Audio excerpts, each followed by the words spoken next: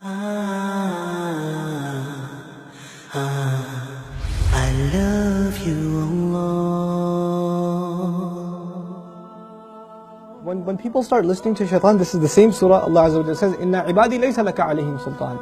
My slaves, you're not going to have any authority over them. In other words, people who really submit to Allah, He will not have authority over them. But others, Shaytanu ya'idukum al-faqr wa ya'murukum bil-fahsha, Surah Al-Baqarah. He will command you to do shamelessness. In other words, when you listen to him a little bit, you've granted him a little bit of power. When you listen to him a little more, you've granted him a little more power. And if you keep on listening to him, he gets to the point where he can command you. You will find yourself, I can't even help myself, Brother Nouman. I can't even help myself. I don't even know. I don't know how to turn the computer off.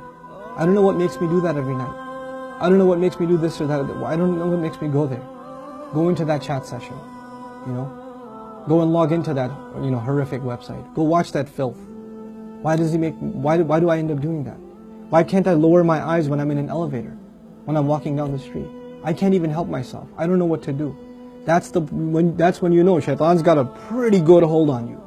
He's got a pretty solid hold on you. And you've been sucked into a really, a vicious cycle. It's just getting worse and worse and worse and worse and worse. And you're not addressing it, and it's making the problem worse.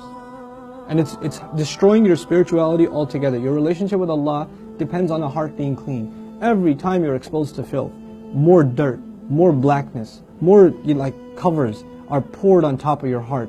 And it keeps on pouring, and it keeps on pouring, and it keeps on pouring, to the point where you're listening to the word of Allah and you can't get yourself to even shed a single tear. It won't come, because your heart has been made so hard because of all the exposure to filth, all the sin that your eyes are taking in all the time. And you don't even care anymore.